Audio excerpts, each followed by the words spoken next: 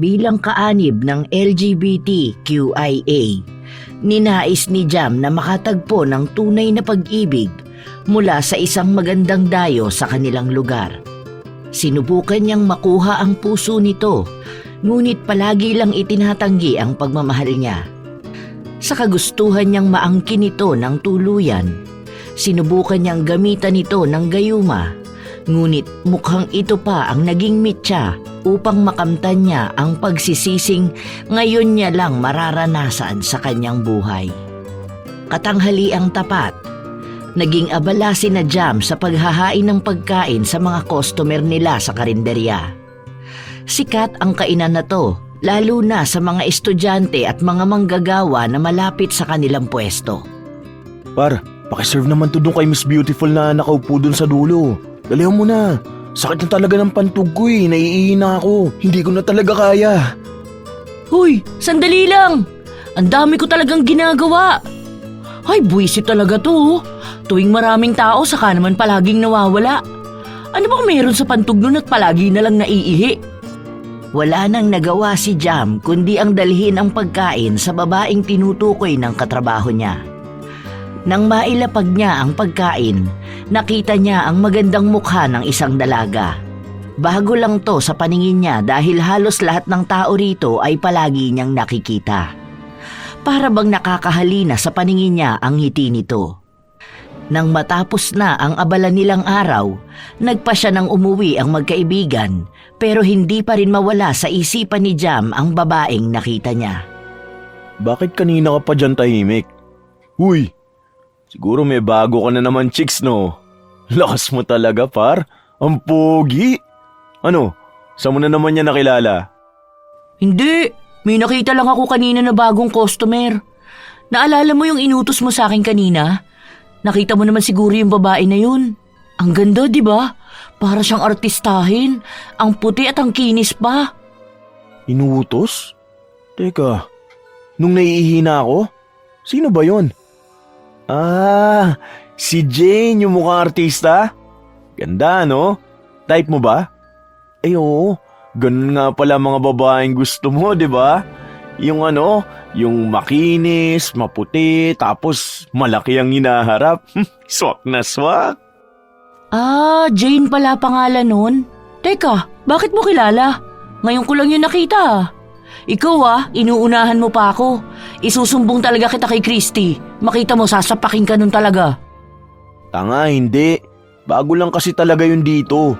Kaibigan yun ng girlfriend ko. Huwag kang dyan. Ang sabi niya, nagbabakasyon daw yun dito. Hindi ko alam kung hanggang kailan ba. Pero dyan yung bahay na inuupahan niya, malapit lang yun sa inyo. Turo ko sa'yo mamaya kasi madadaanan lang natin yon. Bilis mo talaga pagdating sa babae. Nagandahan lang ako. Pero sige, turo mo kung saan ko siya pwedeng ihatid kung sakali. Sabi na iba talaga kapag matinik sa babae. Hanep, napakabilis. Nagpatuloy ang pang-aasar ni Oscar sa kaibigan niya habang naglalakad sila pauwi. Hindi makalimutan ni Jam ang mukha ng dalaga. Dahil sa likas na kagandahan nito, hindi niya maikakaila na nagkagusto nga siya rito. Ngunit hindi niya alam kung paano niya makukuha ang puso nito. Sa paglipas ng mga araw, napapadalas na magtagpo ang landas ng dalawa. Nagtatangka naman na kausapin ni Jam ang dalaga pero masyado itong matipid kung sumagot sa kanya. Kahit na anong paandar niya rito, hindi siya nagwawagi na makuha ang atensyon. Isang beses ay nagpatulong si Jam sa nobya ng kaibigan para mailabas si Jane. Nakisuyo siya kung pwede siya nitong ilakad sa dalaga at pumayag naman din si Christy. Pinagtagpo niya ang dalawa sa isang kainan kung saan naunang dumating si Jane. Hi, pasensya ka na nahirapan kasi ako mag-park ng motor. Naka-order ka na ba? Tara, order na tayo. Ano bang gusto mo? Pili ka lang ng kahit ano. Wait, bakit ikaw ang nandito? Sorry pero may kikitain kasi ako ngayon. Sandali lang baka andyan na yon. Ang sabi kasi ni Christy papunta na raw dito. Pasensya ka na Sa katunayan, Ako kasi yun. Nagpatulong ako kay Christy. What? No way! Bakit nagsabi niya gwapo at responsableng tao ang kikitain ko ngayon? Yak! Bakit ikaw? Mukha ba akong pumapatol sa tomboy? No, never kong gagawin yon. Kilabutan ka nga. Nasa itsura ko ba ang pumapato sa pipitsugin? Bakas ang pandidiri sa mukha ni Jane habang sinasabi niya ang mga salitang yon. Hindi maikakaila ang sakit na naramdaman ni Jam dahil sa mga pangiinsulto na binato sa kanya ng dalaga. Agad din namang umalis si Jane na para bang hiyang-hiya siya sa nangyayari. Simula noon, sa tuwing nakikita siya ng dalaga, kusa na itong umiiwas sa kanya. Pero hindi naman nagpapatinag si Jam. Alam niya sa sarili niya na makukuha niya rin ang babaeng gusto niya. Uy par, ayan na yung chicks mo. Lapitan mo na. Ilibre mo na yan ang pagkain. Panigurado kung magugustuhan niya yan. Mga babae pa naman gusto palagi may pagkain. Ayaw nga niya sa akin eh. Iniiwasan ako. Alam mo naman nangyari nung nakaraan, di ba? Kahit nga ngitian ako, hindi niyan magawa. Alam nga namang susuko ka na kaagad. Para namang hindi mo alam isip ng mga babae. Siyempre, hindi naman yan basta-basta. Maganda yan par, tanga. Kapag yan nakuha mo, panalo ka talaga sa buong barkada. Alam mo bang gusto rin niya ni Justin? Unahan mo na. O ito, dali mo sa kanya tapos sabihin mo yung mga o-orderin niya, ikaw na magbabayad. Dalihan mo na. Sige na nga. Serve mo yung drinks ha. Ako na dito sa pagkain. Sinunod naman ni Jam ang sinabi ng tropa niya. Kumuha siya ng mga pagkain at dinala sa dalaga. May mga kasama pa itong ibang mga babae na mukhang kaibigan din ito. Pati ang mga yon ay binigyan niya ng pagkain. Pinagkagastusan niya talaga ang mga ito para lang makuha ang atensyon ni Jane. Jane, para sa inyo pala lahat yan. Bayad na yan ha. Ako na sumagot. Kung may iba ka pang gusto, order ka lang ha. Ako na magbabayad lahat. Yung drinks nga pala ipapasunod ko na rito. Masarap yan. Ako nagluto niyan eh. Hala? Talaga? Para sa amin to? Okay, sige. Kapag may nagustuhan pa kami, mag-order na lang kami. Salamat ha. Ano nga ulit ang pangalan mo? Jam, di ba? Oo, Jam nga. Nice to meet you. Ayun, salamat sa libre mo, Jam. Ang bait mo naman. Grabe, dagdag pogi points ba to? Ano ka ba? Wala yun. Sige, order lang kayo ha. Balik lang ako sa trabaho. Basta kapag may iba ka pang kailangan, sabihan mo lang ako. Nakaramdam ng tuwa si Jam sa mga sandaling ito dahil kinakausap na rin siya ng crush niya. Sa katunayan, napapadalas na magpunta si Jane sa karinderya upang doon kumain ng libre. Dahil sa tuwing nagpupunta siya roon, binibigyan siya ng pagkain ni Jam. Napapadalas na rin ang kanilang pag-uusap kahit na paano ay bumabait na ang dalaga sa pakikitungo nito kay Jam. Nagkakapalagayan na sila ng loob hanggang sa sabay na rin silang umuuwi. Salamat nga pala sa paghatid mo sa akin. Mabuti na lang may dala kang ekstrang helmet. Palagi ko talagang dala to. Para naman maisabay kita palagi. Oo nga pala, day off ko bukas. Gusto mo ba lumabas tayo? Depende. Saan ba tayo pupunta kung sakali? Huy, huwag mo sabihin na sa high-end restaurant tayo. Yung may wine at saka mga fancy plating. Alam mo, medyo nagsasawa na kasi ako sa mga pagkain sa karinderya. Doon mo ba gusto magpunta? Sige, akong bahala. Oo nga, kahit ako nagsasawa na sa luto namin doon. Maganda nga yung naisip mo. Doon tayo pumunta bukas. Hala, totoo ba? Nakakatuwa naman. Libre mo ba? Wala kasi akong perang pambayad doon eh. Oo naman, sagot ko na yun. Ikaw na nga ang inaaya ko ng date. Ikaw pa ba ang gagastos? Siyempre ako na yun. Ako nang bahala, basta makasama lang kita. Ayun, buti naman. Sige, ingat ka sa pag-uwi ha. Kita na lang tayo bukas. Walang paglagyan ang tuwa na nararamdaman ni Jam. Dahil sa mga sumunod na araw, napapadalas na rin ang paglabas nilang dalawa. Tuwing day off niya, nagpupunta sila sa iba't ibang lugar kung saan pinapasyal niya si Jane. Palagi niya rin itong inihahatid sa mga gala na pinupuntahan ng dalaga. Nagpapatuloy ang ganito nilang samahan hanggang sa umabot ito ng 2 buwan. Ang alam lang ni Jam, mas lalo siyang napapalapit sa babaeng mahal niya at nakukuha na rin niya ang loob nito paunti-unti. Hindi man niya minamadali, pero alam niyang may patutunguhan sila. Stoy, ano na ang status niyo ni Jane? Pansin ko, napapadalas na kayo magkasama. Ayos panalo ang tropa. Ikaw di ka man lang nagsasabi sa akin kung ano na ang lagay niyong dalawa. Ano namang sasabihin ko wala pa ngang kami. Pero mamaya tatanungin ko na siya. Pupunta ako sa kanila para sorpresahin siya. May order nga akong bulaklak Tapos binili ko rin yung bag na tinuturo niya nakaraan sa mall. Panigurado akong matutuwa yun kapag nakita niya. Swerte naman. Pero kapag nakuha mo yun, ikaw naman ang panalo. Tamang efforts lang, no? Good luck para. Believe na talaga ako sa'yo. Ibang klase ka dumiskarte ng chicks. Nakukuha mo talaga yung gusto mo. Siyempre, di ba kapag may gusto, may paraan? Hindi ko naman yan pag-aaksayahan ng oras kung alam kong wala akong mahihita sa kanya.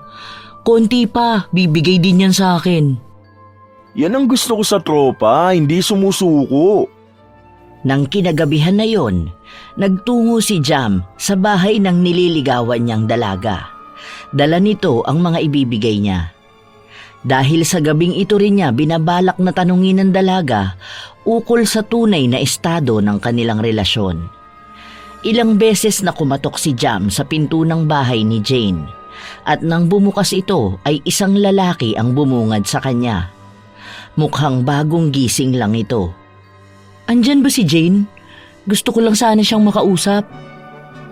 Kaano-ano mo nga pala siya? Tinawag ng lalaki si Jane at sinagot ang katanungan niya. Ang sabi ng lalaki ay wala silang ugnayan na dalawa. Nagkakilala lang sila sa bar at may nangyari sa kanilang dalawa. Ni hindi nga raw niya alam kung anong pangalan ng babae na nakasiping niya. Matapos itong sabihin ng lalaki ay umalis na rin siya, kasunod ng pagdating ni Jane. Nakatapis lang ito at halatang may impluwensya pa ng alak. Anong ginagawa mo rito? Gabi na pala, hindi ko na malayan. Napasara pala ang tulog ko. Ang sakit kasi ng ulo ko Tara, tuloy ka. Bakit nagpapapasok ka ng lalaki dito sa bahay mo? Totoo ba ang sinabi niya na nagkakilala kayo sa bar at nagkaroon ng one night stand? Yun ba yung sinasabi mo na pinuntahan mo kagabi? Kaya pala hindi ka nagpakita kanina sa karinderya. Akala ko kung ano na nangyari sa'yo. Oo, totoo naman ang sinabi niya. Bakit? Anong problema? Normal lang naman yun, saka single naman ako. Naghahanap ang katawan ko ng saya, kaya wala naman akong nakikitang mali. Wala ka nakikitang mali? Nakikipagkita ka sa kung sino-sinong lalaki, tapos nandito ako? Ano ako sa tingin mo? Nililigawan kita tapos ganito lang ang malalaman ko? Ay, sandali. Tama ba ang narinig ko? Nililigawan mo ko? Kailan pa? Pumayag ba ako? Baka ikaw lang ang nag-iisip niyan. Pambihira naman, bakit hindi mo man lang ako tinanong kung gusto ko bang magpaligaw sa'yo? Hindi yung nagdedesisyon ka kaagad. Ako lang? Ano tingin mo dun sa paglabas-labas natin? Yung mga date natin? Halos araw-araw tayong nagkikita tapos nagpaplano ng mga gala natin. Ano yun para sa'yo? Ayun ba? Normal na paglabas lang naman yun. Ano ka ba? Huwag mo seryosohin lahat ng bagay. Magkaibigan lang tayo, ikaw naman. Kasi sa totoo lang, hindi ako pumapatol sa kapwa ko babae. Iniisip ko pa lang, alam ko na kaagad na hindi mo ako masasatisfy. Kung yung lalaki nga hindi pa lahat sa kanila kaya yun, ikaw pa kaya? Masaya ka kasama, masaya ka maging kaibigan. Oh, ano yung dala mo? Para sa akin ba to? Ay, salamat Jam. Ang bait mo talaga, nagawa mo pa akong regaluhan. Hindi kaagad nakakibo si Jam. Kinuha ni Jane ang bitbit niya at natuwa sa bag na dala niya, habang ang bulaklak ay ibinabalang nito sa sahig na para bang baliwala lang sa kanya. Pilit na prinoproseso ni Jam ang mga salitang galing sa babaeng mahal niya.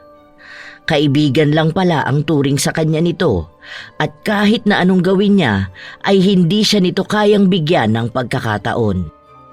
Wow, salamat dito ha. Binili mo pa talaga to para sa akin. Ang bait mo talaga maging kaibigan. O sige na, ingat ka na sa pag-uwi mo. Medyo masakit pa kasi ang ulo ko matutulog na muna ako. Bye! Agad na pinagsarahan ng pinto ng dalaga si Jam. Sobrang bigat sa dibdib na tawaging kaibigan lang ng babaeng gusto niya. Harap-harapang pinapamukha sa kanya na wala siyang halaga kay Jane. Katulad sa mga naunang pangyayari, palaging nasa karinderya si Jane at nagpapalibre ng pagkain kay Jam. Hindi naman niya ito matanggihan dahil nahihiya siya sa tropa niya na palaging nag-uudyok sa kanya. Kahit na alam niyang wala siyang pag-asa, pinipilit niya pa rin ang kagustuhan niyang maangkin si Jane. Ano, ang tagal naman maging kayo niyan. Akala ko ba tatanungin mo na siya noong nakaraang gabi pa? Umihina ka na ba, par? Bilisan mo na. Sa susunod na araw may pupuntahan tayong birthday. Magdadala ng mga chicks sa mga tropa. Tapos ikaw hindi mo madadala si Jane? Ano ba naman yan? Kupas ka na yata pagdating sa mga babae. Ano, kailangan na ba ulit ng training? Kumalma ka lang. Magiging girlfriend ko yan bukas, tingnan mo. Masyado ka kasing atat kung ako nga chill-chill lang dito.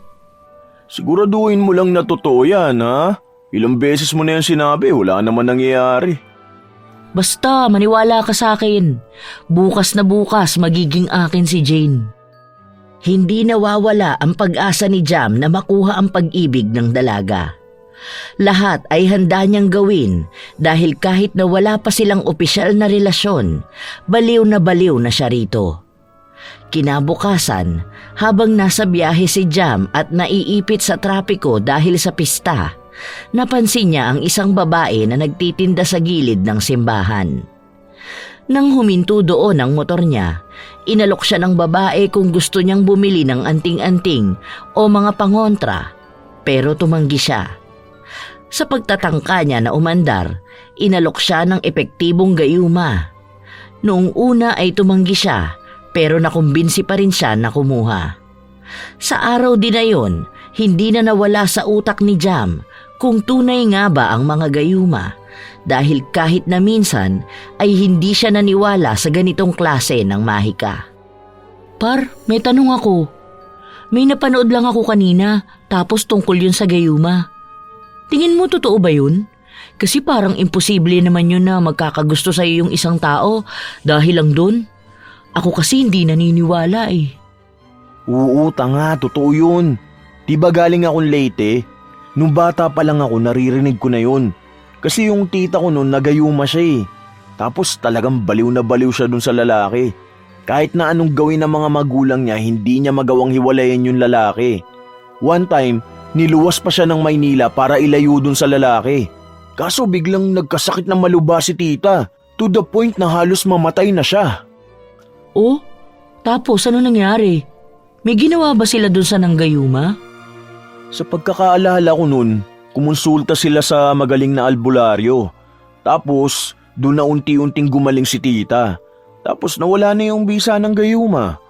Nasabi pa nga daw, hindi matanggap ni tita na minahal niya yung lalaki na yun. Kapag nga daw naaalala niya, talagang galit lang ang nararamdaman niya. Siguro yun daw ang epekto ng gayuma. Tapos yung nangyari sa lalaki, parang binalikan siya ng sumpa. Nagkaroon din siya ng sakit kaso hindi ko na alam kung gumaling ba siya o hindi. Kaya nga medyo nakakatakot yun. May totoo palang ganun? O may epekto kaya yun sa lahat? Kasi may mga nakikita akong nagbebenta ng gayuma. Tinatawanan ko lang sila Kasi syempre, di ba, bakit ka naman manggagayuma ng isang tao? Mas mabisa daw yun kadalasan kapag nilalagay sa pagkain na malaway. O kadalasan sa laing. Kaya nga tignan mo ko, hindi ako tumatanggap na ibang pagkain.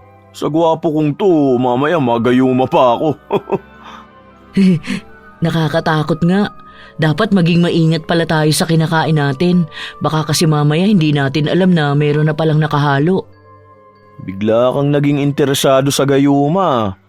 Huwag mo sabihin sa akin na gusto mong gayumahin si Jane.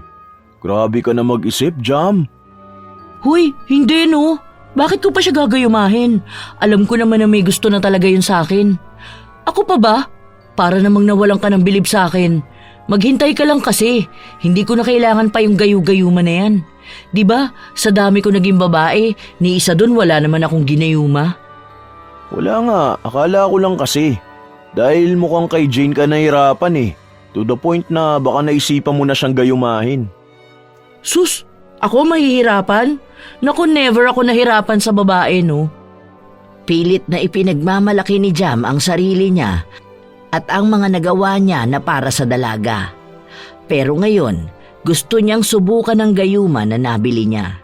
Dahil naroon ulit sa karinderya si Jane at mag-isa lang ito na nagpunta, hinainan niya ito ng laing at pinatakan niya ito ng gayuma.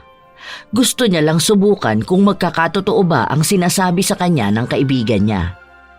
Special laing para sa'yo. Sana mag-enjoy ka. May kasama na rin tong soft drinks tsaka extra rice. Wow! Paano mo nalaman na ito yung kinikrave ko? Ang galing mo talaga, Jam. Thank you. Kilalang-kilala mo na talaga ako, no? Siyempre naman. Alam mo naman na lahat ng gusto mo inaalam ko talaga. Enjoy ka ha? Nakatingin lang si Jam sa kinakain ng dalaga habang hinihintay kung ano ba ang magiging resulta nito sa kanya. Hanggang sa naubos na ni Jane ang pagkain pero parang walang nagbabago. Nilapitan pa nga nito si Jam para magpasalamat ulit. Hindi mawari ni Jam kung madidismaya ba siya sa pag-aakala na totoo ang gayuma na nabili niya. Nang kinagabihan, pauwi na siya nang makita niyang nag-aabang sa kanya sa labas si Jane. Malawak ang ngiti nito at nang makita siya ay agad siyang niyakap nito ng mahigpit. Grabe, miss na kita. Ikaw ha, pinaghihintay mo ako ng matagal. Alam mo bang kanina pa ako nandito? Ang tagal mo naman umuwi, gustong-gusto pa naman na kitang makasama. Oh, halatang pagod na pagod ang pogi na yan ah. Hinihintay mo ako umuwi? Bakit? Ano meron? May usapan ba tayo ngayon? Hindi ba sabi mo may pupuntahan ka? Sinabi ko na nga 'di ba, na miss na kita at gusto kitang makasama. Saka hayaan mo na yung pupuntahan ko. Mas naisip ko kasi na ikaw ang mahalaga para sa akin. Tara na, umuwi na tayo. Seryoso ka ba sa mga sinasabi mo? Wala ka ba lagnat? Ikaw talaga kung ano-anong sinasabi mo. Yan ang gusto ko sa'yo eh, napapatawa mo ko palagi. Noong una ay napuno ng pagtataka si Jam sa inaasta ng dalaga dahil naging mas sweet na ito sa kanya na dati ay hindi naman ito ginagawa. Kahit nakasakay sila sa motor, mahigpit ang naging yakap nito sa kanya. Doon lang niya napagtanto na mukhang ngayon na umiepekto ang gayuma. Nang makarating sila sa bahay ng dalaga, nagsabi ito na hindi siya uuwi dahil gusto na niyang makasama si Jam sa iisang bahay. Agad naman din itong sinunod ni Jam. Hindi na niya pinalampas pa ang pagkakataon na maangkin niya ang babaeng matagal na niyang gusto. Sigurado ka ba na dito ka matutulog? Bakit naman bigla mong naisipan yan? Sige, doon ka na lang sa kama, tapos ako dito sa sofa. Anong oras na rin oh, mukhang kailangan mo na magpahinga. Hindi, magkatabi tayong matutulog. May magkarelasyon ba na hindi magkatabi sa kama? Magkarelasyon? Teka, sinasabi mo ba na sinasagot mo na ako at gusto mong maging tayo na? As in, girlfriend na kita? Paulit-ulit pa bang itatanong yan? Siyempre gusto kita, kaya bakit pa natin sasayangin ang pagkakataon? Mahal na mahal kita, okay? Para ka namang gulat na gulat. Ayaw mo ba sa akin? Hindi naman. Kung alam mo lang kung gaano kita kagusto. Salamat naman at nakita mo rin ang mga effort ko. Mahal na mahal din kita. Napatalon pa sa tuwa si Jam sa mga nangyayari sa kanya ngayong gabi. Matagal na niyang hinihintay ang pagkakataon na makuha ang babaeng mahal niya. Kaya ngayon na siya na ang pinipili nito, hindi na niya sasayangin pa ang pagkakataon. Naging maayos at masaya silang dalawa hanggang nagpasya na silang tumira sa iisang bahay. Umalis na si Jane sa inuupahan itong bahay at doon na siya tumira sa bahay ni Jam. Palagi lang ding nasa bahay ang dalaga habang si Jam ay doble kayod sa pagtatrabaho. Sipag mo naman, par. Masyadong inspired ah. Grabe na ang dala sa'yo ng pag-ibig na yan. Talagang kayod kung kayod. Nagpapayaman ka naman yata masyado. Siyempre naman, alam mo naman na nag-asawa na ako. Live-in na kami ni Jane kaya dapat mabigyan ko siya ng magandang buhay. May trabaho pa nga ako pagkatapos nito eh. May nakita akong sideline, taga-deliver. Grabe ka na talaga. Masyado mo nang sineryoso ang mga bagay-bagay ah. Di ka na namin nakakasama sa inuman. Iba talaga ang epekto ng pag-ibig sa isang tao. O so, ano na mangyayari niyan? Hindi na bababalik si Jane sa syudad? Kasi ang sabi sa akin ni Christy, dapat sa susunod na buwan babalik na yun ng Maynila. Wala naman siya sinasabi sa akin. Hindi pa nga namin niya napag-uusapan. Pero sige, itatanong ko sa kanya kung anong desisyon niya. Ayaw niya kasi na malayo sa akin. Kahit nga nandito lang ako sa trabaho, kailangan alam niya ginagawa ko. Masyado ba siyang obsessed sa'yo? Ano ba kasing klaseng pagmamahal ang binibigay mo na ayaw kanyang mawala? Lakas mo talaga eh, no? Imagine, si Jane na yun tapos siya pa ang baliw na baliw sa'yo. Pang beauty queen na yun, par. Sabi ko naman sa'yo, di ba? Ako na to eh. Kahit na anong gusto ko, mabilis ko lang talagang makukuha. Lahat naman ng babae na dumaan sa akin, nababaliw sila. Wow, ibang klase talaga kapag pogi na, masipag pa. Kahit ako hindi kita lalabanan eh. Nagtawanan ang magkaibigan dahil sa pagyayabang ni Jam sa kanyang sarili. Nang dumaan ang maghapon at natapos na siya sa nauna niyang trabaho, nagtungo naman siya sa pangalawa kung saan kahit na paano ay pandagdag sa magiging budget nila. Gabi na nang makauwi siya. Puno ng pawis ang katawan at pagod na pagod. Pagpasok niya sa bahay, naabutan niya ang mga kalat. Mahal, andyan ka ba? Bakit ang kalat ng bahay? Ang daming mga basura, ano nangyari dito? Ang baho din ng paligid, parang ampanghe. Ay, mahal, andito ka na pala. Pagod na pagod ka. Pasensya ka na, hindi ako naglinis ngayon. Nagpagawa kasi ako ng kuko. Tingnan mo, ang ganda, di ba? Ang cute ng pagkakagawa. Kanina ko pa to tinitingnan eh. Natutuwa talaga ako. I love it. For sure, nagagandahan ka na naman lalo sa akin. Nagpagawa ka ng kuko? Oo nga, ang ganda, mahal. Pero saan ka naman kumuha ng pambayad? Hindi pa naman ako nakakapagbigay sa'yo ah. May naitabi ka bang pera mo? Hindi muna ako nagbayad ng kuryente. Hindi ba mas mahalaga naman kung saan ako magiging masaya? Tingnan mo na lang, mas lalo pa akong gumanda. Ikaw na lang ang magbayad sa susunod kasi nasabi mo na may isa ka pang trabaho. Hindi ba ikaw naman ang gagawa ng paraan para sa bills? Noong una ay hindi kaagad nakasagot si Jam hanggang sa tumango na lang siya bilang pagsang-ayon kahit na nahihirapan siyang isipin kung saan niya mahahagilap ang pambayad. Si Jane naman ay masayang nakatingin sa kanyang mga kuko. Pinapakita niya pa ito kay Jam na para bang dapat pa niyang ikatuwa na magandang gumastos siya ng malaki para sa ikagaganda niya palalo. Oo nga pala, mahal. Anong ulam natin? Nagugutom na kasi ako. Kanina pa kita hinihintay eh. Wala ka pang nailuluto na hapunan natin? Wala pa tayong pagkain? Wala pa rin ako na isasaing. Ayoko nga kasi masira ang kuko ko.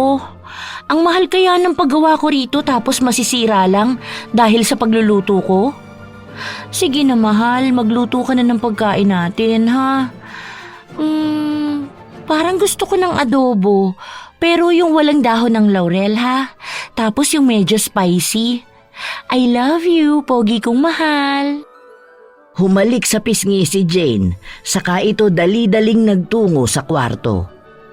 Mabigat na paghinga na lang ang binitawan ni Jam, kahit napagod na ang katawan niya. Nagluto pa rin siya ng hapunan at naglinis ng bahay. May mga dumi na nakadikit na sa sahig at kinailangan niya pang kuskusin yon.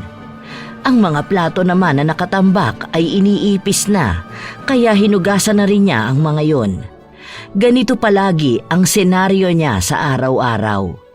Palagi niyang naaabutan si Jane na nakaupo lang kahit natambak ang mga labahin at makalat ang bahay.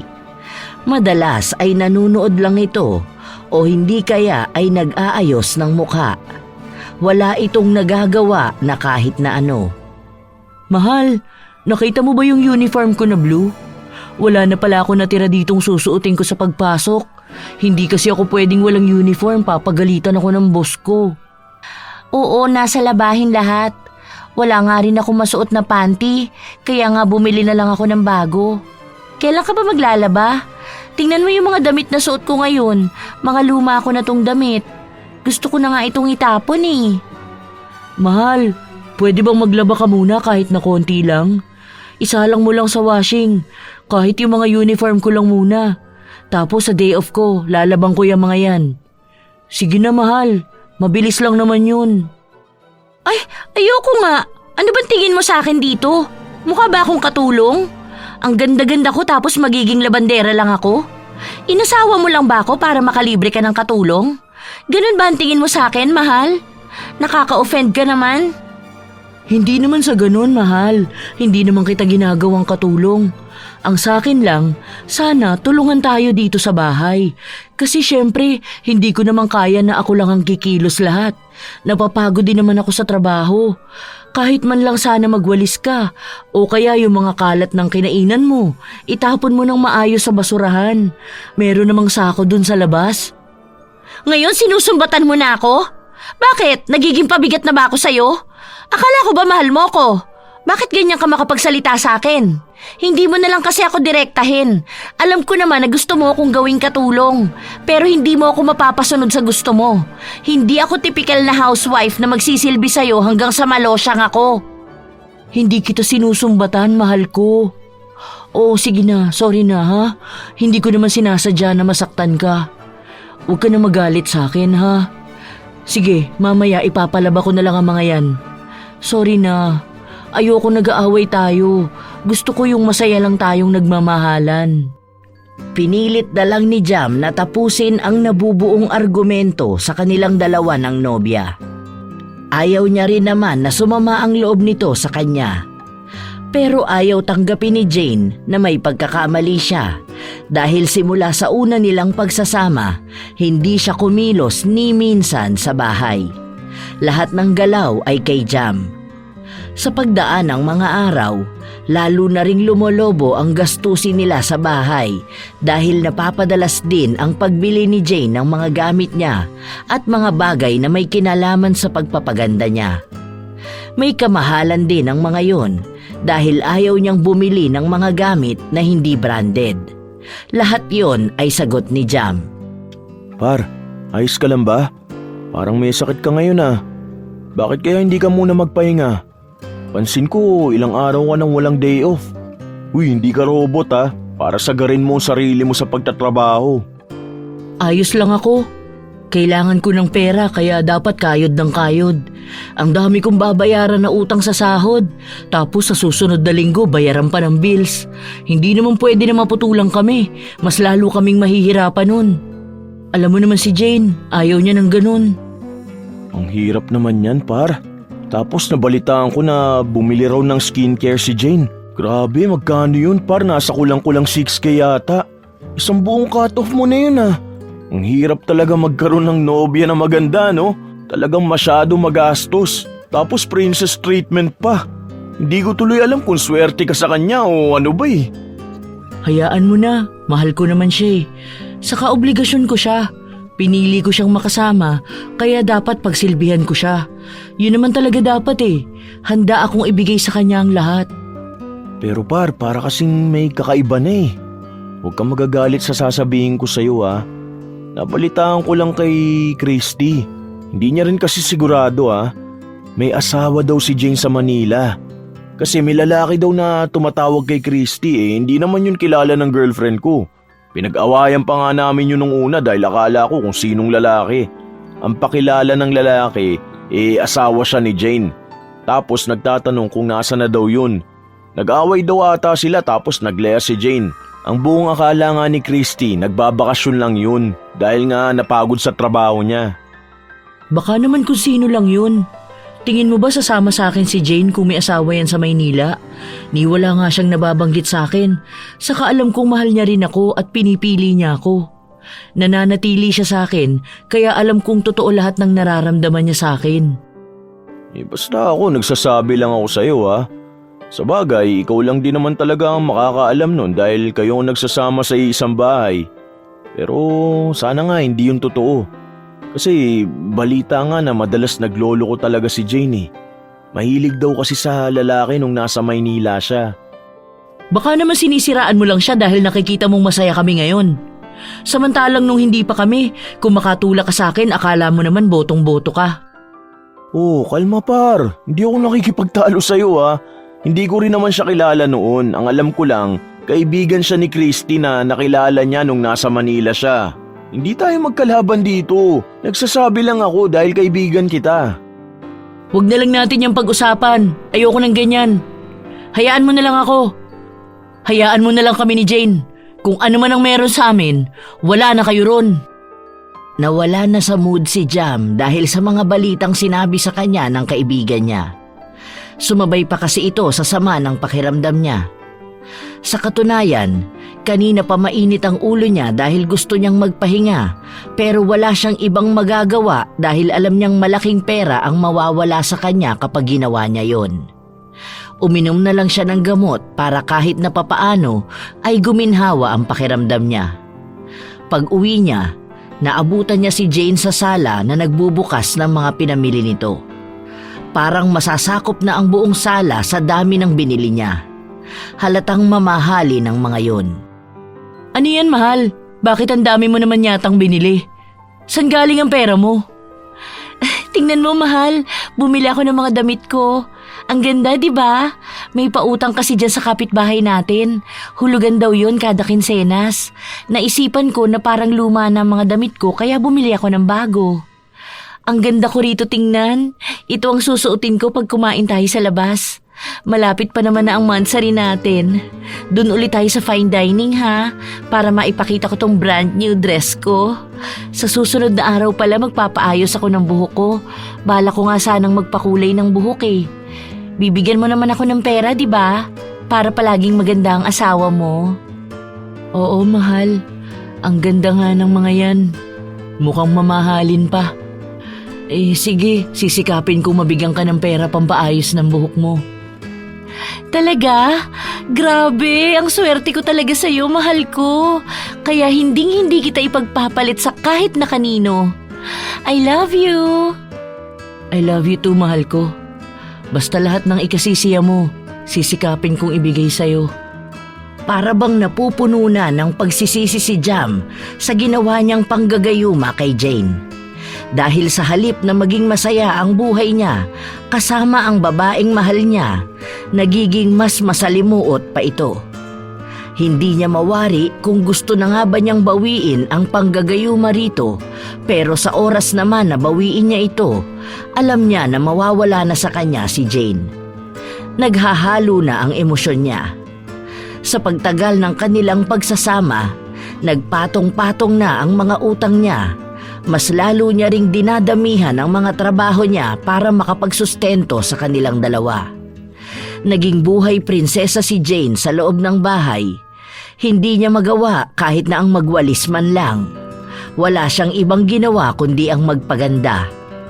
Isang araw, habang nasa trabaho sila, may isang lalaking dumating at hinahanap si Jam. May naghahanap sa'yo, par.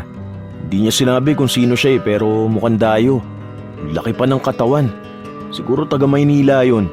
Ako na dyan, puntahan mo na muna. Sige, sandali lang. Ikaw na muna ang magdala ng order natin. Saglit lang naman ako. Sino kaya yun? Pinuntahan ni Jam ang lalaki na nag-aabang sa kanya sa labas.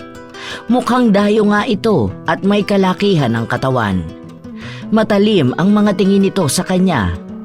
Sa hindi mawaring dahilan, mabilis na kumabog ang dibdib ni Jam. Hinahanap mo raw ako? Sino sila? Sinabi ng lalaki na siya ang asawa ni Jane at nabalitaan niya na nagsasama na silang dalawa.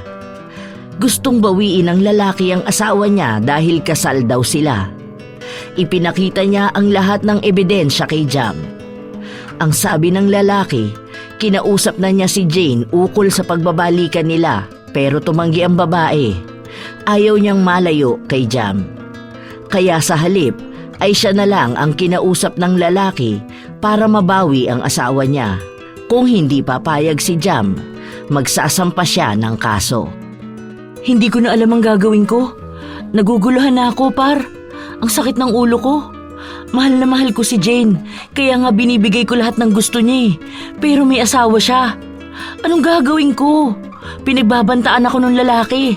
Alam naman natin na mas may laban siya kay Jane. Mas may karapatan siya. Sana naniwala ako sa sinabi mo sa akin nun. Mas maganda kung kausapin mo si Jane tapos tanungin mo siya. Kung talagang ikaw ang mahal niya, dapat ipaglaban ka niya. Pero tanungin mo rin ang sarili mo kung worth it bang ipaglaban ang relasyon niyo. I mean, kung hindi ba ito makaka-apekto ng malaki sa'yo?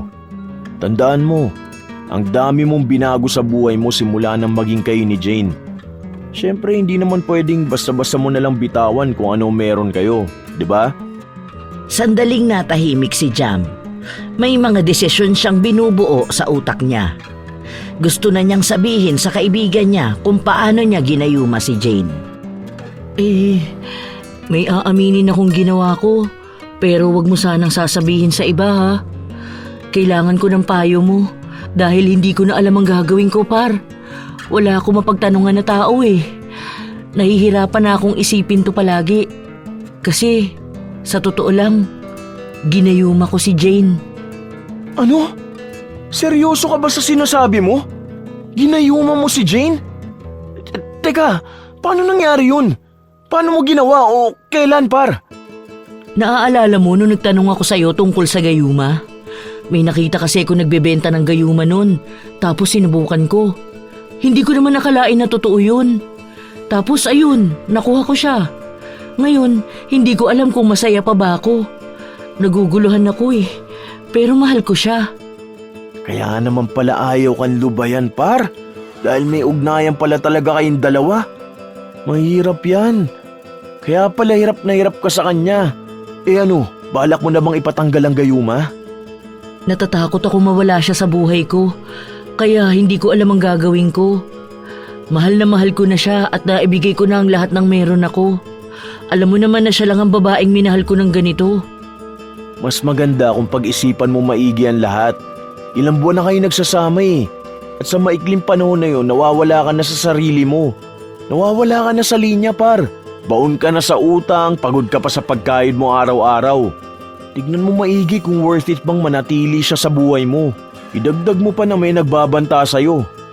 Oo, naiintindihan ko kung gaano mo siya kamahal. Dahil nakikita ko naman kung paano mo siya pinagsisilbihan eh. Kaya lang, kailangan mo munang malinawan ang isip mo. Mas lalong naguluhan si Jam sa magiging desisyon niya. Alam niya sa sarili niya na hindi niya kakayanin kung mawawala sa buhay niya si Jane. Pero parang tama nga ang kaibigan niya. Dahil siya naman ang nawawala ng panahon para sa sarili niya. Nais niya munang tingnan kung ano ba ang mangyayari sa mga susunod na araw. Katulad sa dati, parehas lang ang senaryo niya. Palaging nanghihingi ng pera si Jane, nagdadagdag ng utang. Napapagod na rin siya sa araw-araw na pagsisilbi sa dalaga. Siya na ang naglalaban ng mga damit nito. Matapos ay siya pa ang magluluto at maghuhugas ng plato. Isang beses pa nang umuwi si Jam, naabutan niya ang haling-hinga ng 2 tao sa loob ng kwarto. Agad siyang nagtungo roon at naabutan na nagtatalik ang mag-asawa. Walang iya kayo! Ang bababoy nyo! Bakit dito pa kayo sa pamamahay ko? Lumayas na kayo rito! Galit na galit si Jam habang pinaghahampas ang dalawa pero hindi siya nanalo sa asawa ni Jane. Isang suntok lang sa kanya nito ay bumulagta siya sa sahig. Mas nagalit pa ang asawa ni Jane dahil sa panggugulo niya sa kanilang dalawa. Kahit na anong pilit ni Jam na awayin at paghiwalayin ang dalawa, hindi niya magawa. Pero ayaw din namang lumayas ni Jane at malayo sa kanya. Masyadong magulo ang utak niya. Para na siyang nababaliw sa mga problema. Kung mas mahal mo talaga siya, lumayas na kayong dalawa rito. Dahil alam ko naman na wala lang ako sa'yo, di ba? Kaya utang na loob, ikaw na ang gumawa ng paraan para makawala sa sumpa ng pag-ibig na to. Mahal, ano ka ba? Bakit mo ako pinapalayas? Hindi ba mahal na mahal natin ang isa't isa? Hindi ko kayang mabuhay na wala ka. Iniisip ko pa lang hindi ko na kaya. Huwag tayong maghihiwalay ha. Tayo pa rin hanggang sa dulo. Marami tayong pangarap na tutuparin natin na magkasama. Hindi mo ko iiwan at hindi rin kita ipagpapalit sa iba. Sa'yo lang tumitibok ang puso ko. Ikaw lang ang palagi kong hinahanap. Naririnig mo ba ang sinasabi mo? Mahal mo ako pero may ibang lalaki ka? Kung ako talaga ang mahal mo, hiwalayan mo siya at sa akin ka lang mag-focus.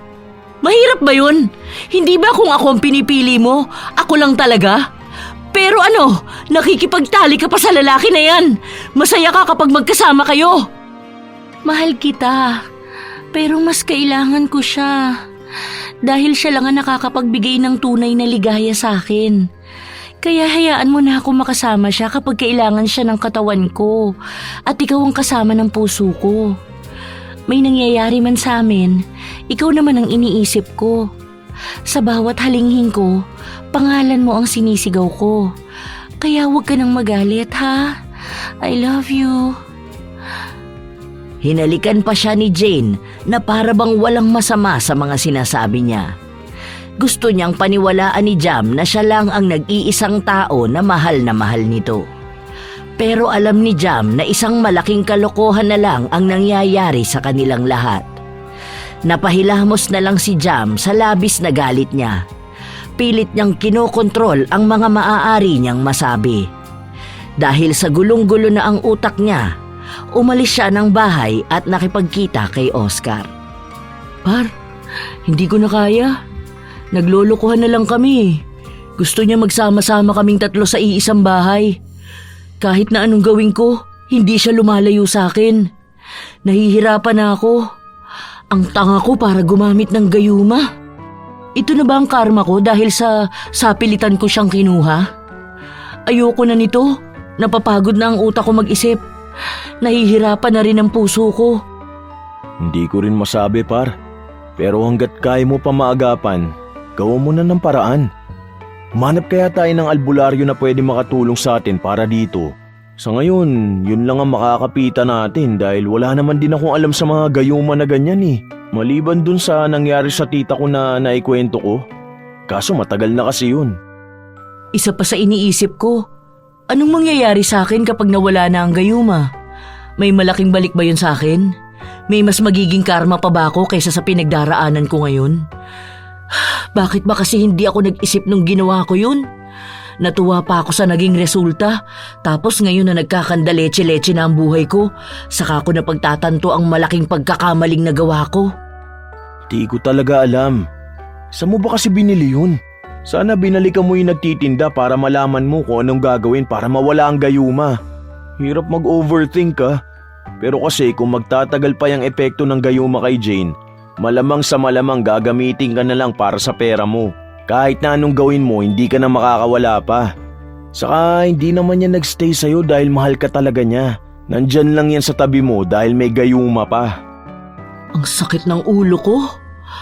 Ano ba kasi itong pinasok ko?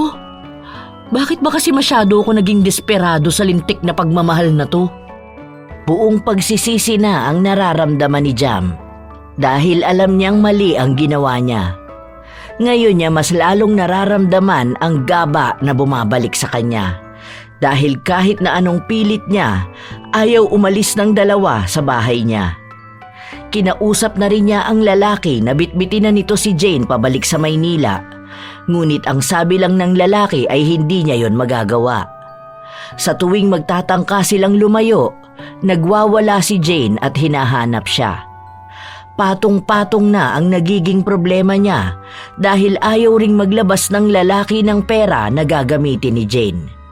Ang sabi ng asawa nito, hanggat nasa iisang bubong sila nakatira, siya ang dapat sumagot sa kanila. Par, may alam ka bang murang paupahan ngayon? Gusto ko sanang lumipat muna ng bahay hanggat wala pa akong nahahanap na tunay na albularyo. Kadalasan sa mga nakakausap ko, mga peke. Dun sa paupahan nila Christy, alam ko may bakanting kwarto pa dun eh. Mamaya kausapin ko siya para dun ka na muna dumiretso. Ano?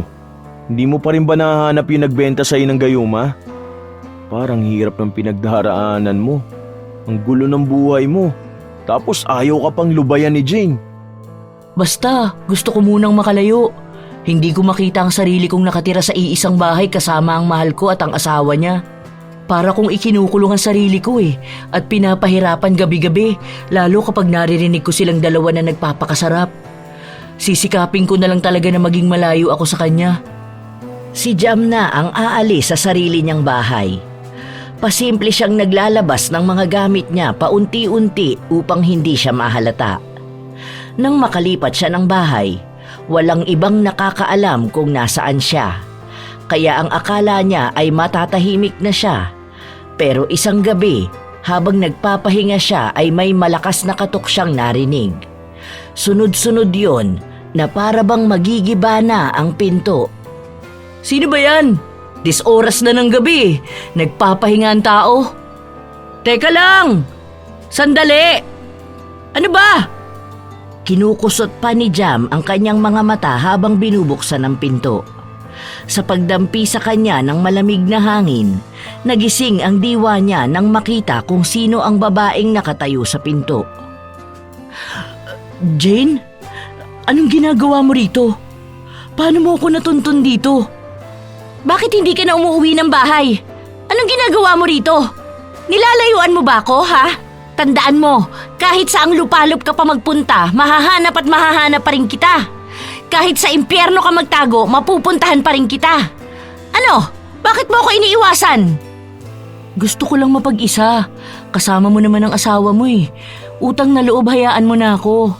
Parang awa mo na, lubayan mo na ako. Sikapin na lang nating ayusin ang mga buhay natin malayo sa isa't isa. Sige na. Sikapin ang buhay na malayo sa isa't isa? Tingin mo ba ganun lang yung kadali, mahal? Anong akala mo kapag sinabi mong tapos na, yun na talaga yon?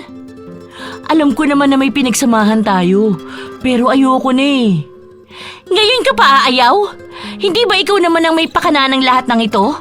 Ako ang pangarap mo. Bakit ngayon para mo na akong binabasura? Pumasok sa loob si Jane na nanlilisik ang tingin kay Jam. Ngayon niya lang nakitang magalit ng ganito ang dalaga. Tiningnan pa ni Jam kung may tao sa likuran ng dalaga ngunit wala. Mukhang mag-isa lang itong nagpunta rito. Magpahinga na muna tayo. Bakit ka ganyan tumingin? Kumalma ka muna, mahal. Iniiwasan mo ba ako? Gusto mo na ba akong iwan? Tandaan mo, kahit na anong mangyari, hindi tayo maghihiwalay. Akin ka lang hanggang sa mamatay tayo. Bakit? May ibang babae ka na ba? Ayaw mo na ba sa akin? Nasaan ang babae mo? Nandito ba siya? Dahil kaya ko siyang patayin kung kinakailangan. Dahil walang kahit na sino ang pwedeng magpahiwalay sa ating dalawa. Mabibigat ang bitaw ng bawat salita ng dalaga. Nakakaramdam naman ng takot si Jam sa inaastang ito ni Jane. Dahil para bang may kung sino ang sumapi rito. Baliw na baliw sa kanya at ayaw siyang tantanan. Pilit na pinapakalma ni Jam ang nobya, ngunit nagwawala na ito sa loob ng kwarto. Pinagbabasag niya ang mga gamit. Inihahagis niya ang kahit na anong bagay na mahawakan niya dahil sa ginagawa niya ay nasasaktan din si Jam. Pero wala siyang magawa dahil masyadong malakas si Jane na para bang nawawala na rin sa sarili. Patuloy din na sumisigaw ang dalaga na nagiging dahilan upang mabulahaw nila ang buong paligid. Ano Ano? Nagsasawa ka na ba sa akin? Nawawala na ba ang pagmamahal na pilit mong pinagsisiksikan sa akin noon? Bakit ngayon gusto mo na ako mawala sa piling mo? Anong akala mo, ganun mo na lang ako matatakasan? Mahal, tama na please. Hindi kita iiwan. Mahal na mahal kita. Alam mo naman na ikaw lang ang nag-iisang babae sa buhay ko. Hindi ko kayang mawala ka sa akin. Dahil ang puso ko ay sa'yo ko lang inaalay. Alam mo naman simula pa nung una, ikaw lang ang mahal na mahal ko. Ano bang sinasabi mong ayoko na sa'yo? Ipaglalabang kita sa lahat, mahal ko. I love you, mahal ko. Please, huwag ka nang magwala. Maniwala ka sa akin, ha? Napansin ni Jam na umaliwalas ang mukha ni Jane sa mga narinig niya.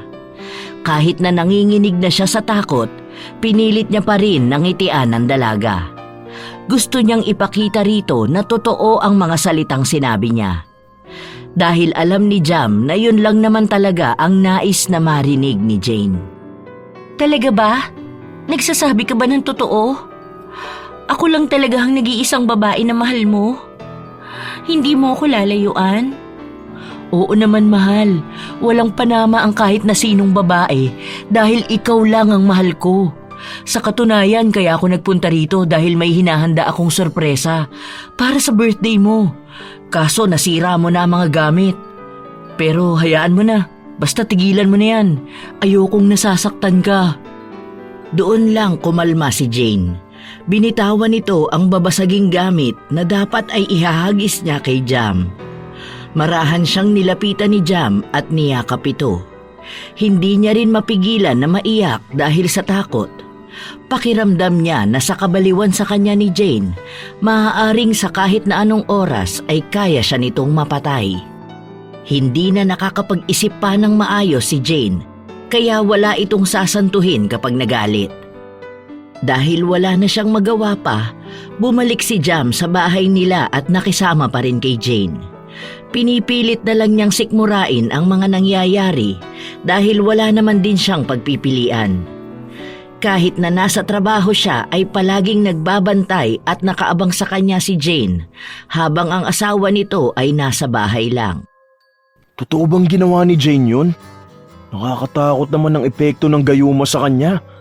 Pakiramdam ko habang tumatagal mas lalo siya nagiging baliw. Baka sa susunod niyan mapatay ka na niyan o kung hindi man ikaw, baka makasakit na yan ang mga taong malapit sa'yo. Ang ipinagtataka ko, kung paano niya ako natagpuan sa paupahan. Hindi ba tayo lang naman ang nakakaalam nun? May sinabi ka ba sa kanya? O baka naman nabanggit ni Christy? Kasi imposible na matuntun ako nun basta-basta eh. Tapos 10 oras pa ng gabi siya ng gulo. Uy, wala akong pinagsasabihan kahit na sino ha.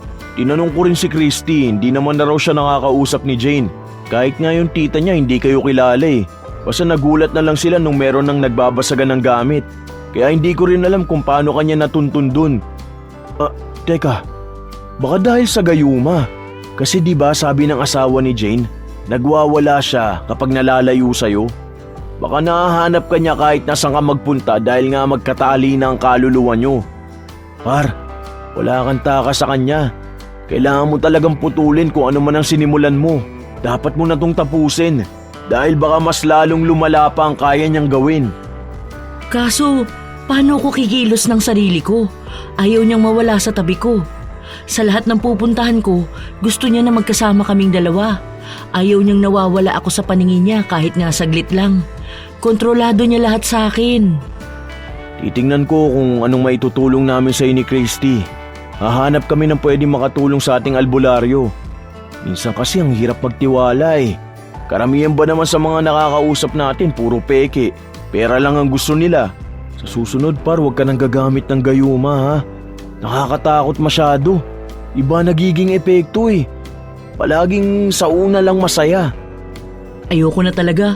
Ang hirap palang kumawala sa ganitong sitwasyon. Kahit na ayaw mo na, magkarugtong na ang kaluluwa nyo. Hindi kayo pwedeng paghiwalayin basta-basta. Hindi ko pala kaya yung ganito. Sa pagpapatuloy ng mga araw, mas lalong nagiging mainitin ang ulo ni Jane. Humihingi na nga ng tulong si Jam sa asawa nito pero walang pakialam ang lalaki. Hindi na rin niya alam kung paano kokontrolin si Jane dahil para raw itong nasasaniban ng kung anong masamang elemento. Nagiging selosa na rin ito na kahit kausapin lang ang ibang babae ay nagagalit na siya. Inaaway na rin niya ang ibang tao kaya nakakaapekto na rin ito sa mga trabahong ginagawa ni Jam. Mahal, bakit mo naman sinabunutan yung customer namin? Pinagalitan tuloy ako ng boss ko.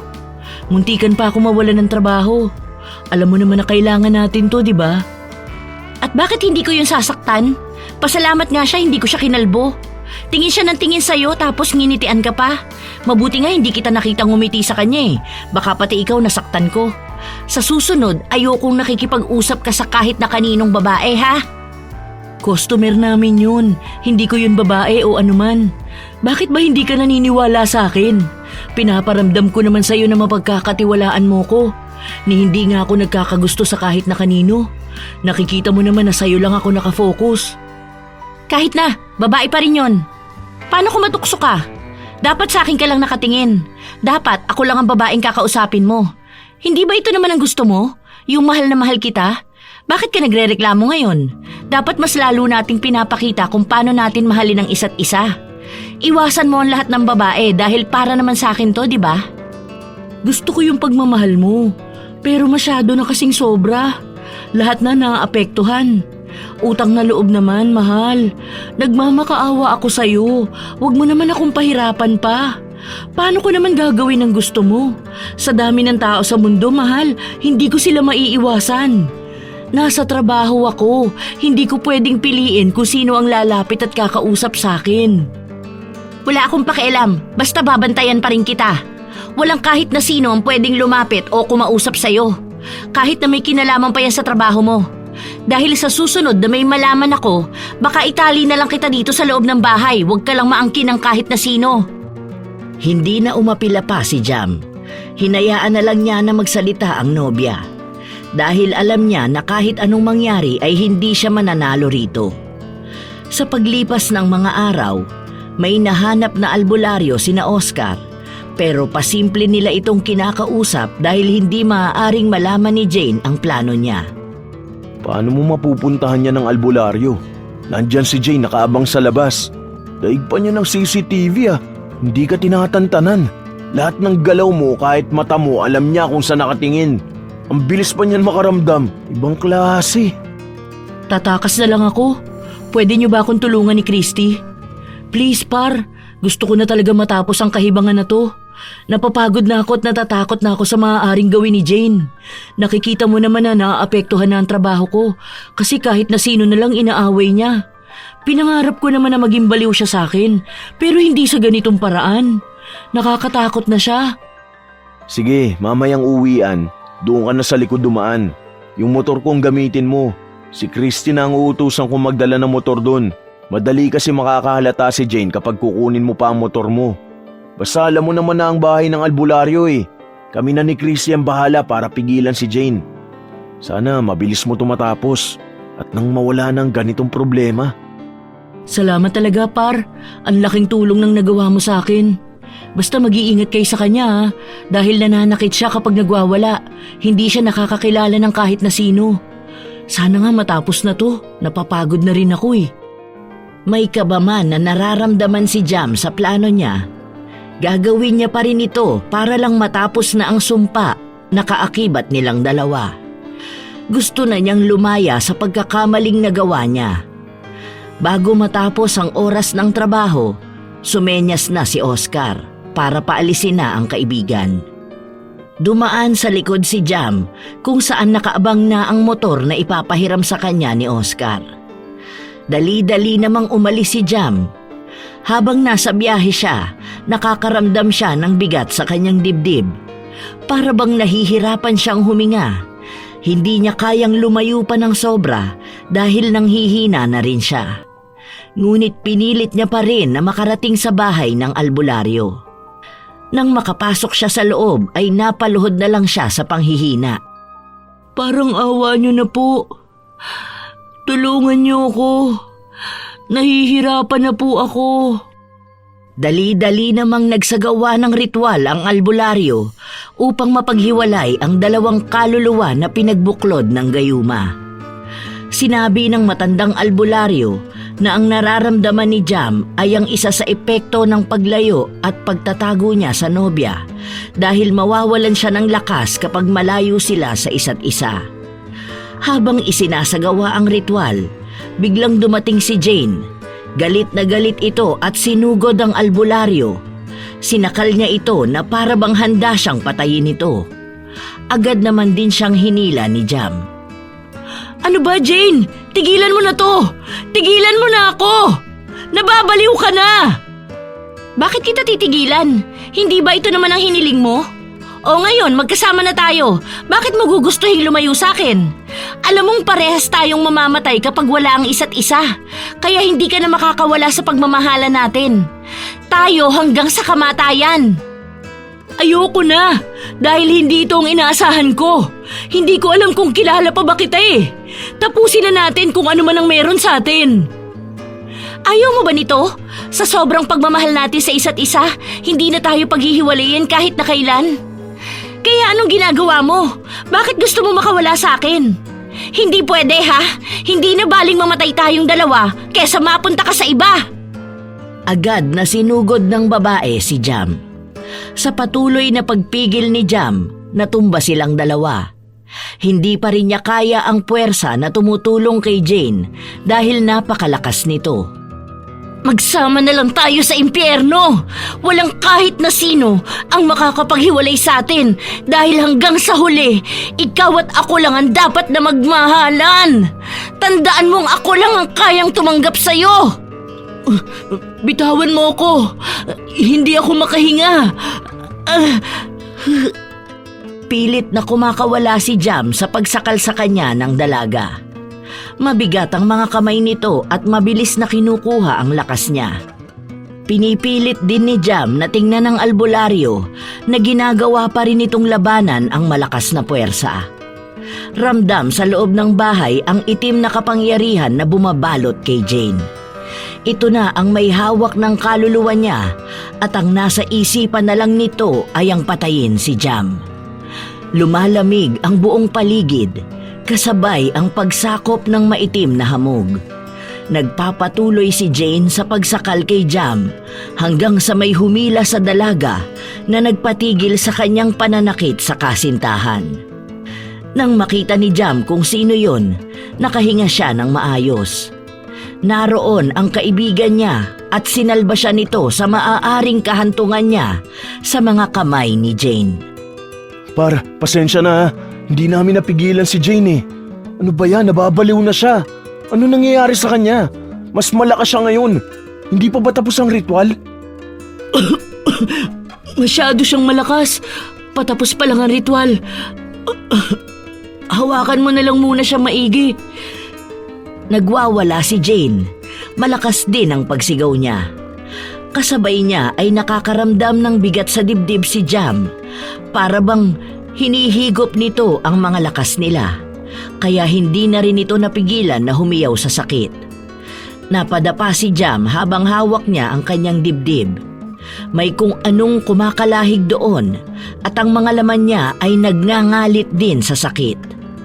Ilang sandali pa, sa pagkaupod ng kandila, sabay silang sumigaw ni Jane. Napakahaba ng sigaw nila na puno ng sakit at hinagpis, at matapos nito ay sabay silang nawala ng malay at bumagsak sa sahig. Nagising na lang si Jam, nakauwi na siya sa bahay at maliwanag na ang paligid. Naroon ang kaibigan niyang nag-uwi sa kanya. Oh par, ising ka na pala. Mabuti naman. Kumusta na ang pakiramdam mo? Nasaan si Jane? Wala na. Inuwi na sa Maynila ng asawa niya. Hindi ko alam kung may malay na yun ngayon kasi si Christian nakakausap ng lalaki. Kasi nung gabing nawalan kayo ng malay, kasama ni Christy yung lalaki. Tapos yun na rin yung gabing nagmamadali silang umalis. Maganda na nga rin yun dahil hindi na kayo nagkita pa ni Jane. Ang sabi kasi ng albularyo, galit na lang daw ang kayang maramdaman ng taong ginayuma. So malamang sa malamang aawayin ka nun. Ano nga, kumusta naman ang nararamdaman mo? Maayos naman ako. Salamat naman at natapos na rin ang lahat. Grabe, hindi ko akalain na magiging ganito ang kahahantungan ng panggagayuma ko. May mas malala pa palang epekto yun. Ang akala ko habang buhay na pagmamahalan ang matatamasa ko. Tunay nga na may kapalit ang lahat. Oo nga pre, grabe ang pagkabaliw sa'yo ni Jane, no? Mukha pa namang nakakakilig kapag baliw na baliw sa yung babae. Pero mas grabe naman ang ginawa niya. Papatayin ka pa niya eh. Akala ko nga mamamatay na ako nung sinakal niya ako eh. Salamat pala sa pagsagip mo sa akin ha. Siguro kung di ka dumating, baka mas nauna pa akong namatay kaysa sa pagkawala ng bisa ng gayuma. Hindi ko akalain na magiging ganun siya kalakas. Sobrang hirap niyang pigilan. Sinabi mo pa. Tignan mo nga kami ni Christian, dami namin pasa. Nung gabi na pinipigilan namin siya, talagang nagwala siya. Ang galing nga eh. Nahagilap ka niya agad. Pero paano ba yan? Ano na ang balak mo ngayon? Magpapahinga na muna siguro ako. Ang tahimik na ulit ng bahay ko. Mag-isa na ulit ako. Pero tama lang muna to sa ngayon. Alam ko naman na may darating ding tao na para sa akin. Yung hindi ko na kailangan pampilitin para mahalin ako. Basta matuto ka na sa susunod ah. Hindi nakakabuti ang gayuma. Dahil kahit na kailan, hindi ka bibigyan ng katahimikan ng pag-ibig na pinilit mo lang. O sige par, aalis na ako ah. Kita na lang tayo sa trabaho kapag kaya mo nang pumasok. Labis ang naging pasasalamat ni Jam sa kaibigan niya dahil sa dami ng naitulong sa kanya nito. Kung sakali man na hindi pa nawawala ang bisa ng gayuma sa kanila, maaaring may masamang nangyari na sa kanya.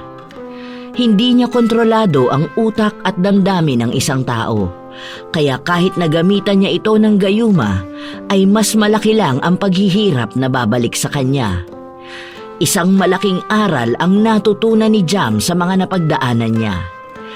Kahit na gaano niya pa kapangarap ang isang tao, kung hindi ito para sa kanya, hindi niya ito makukuha. Sinusubukan na muli ni Jam na bumangon sa dagok ng buhay na pinagdaanan niya. Hindi niya maitatanggi na minsan ay nangungulila siya kay Jane. Pero sa tuwing iniisip niya ang mga pinagdaanan niya, hindi na niya ulit pinapangarap na makasama ito.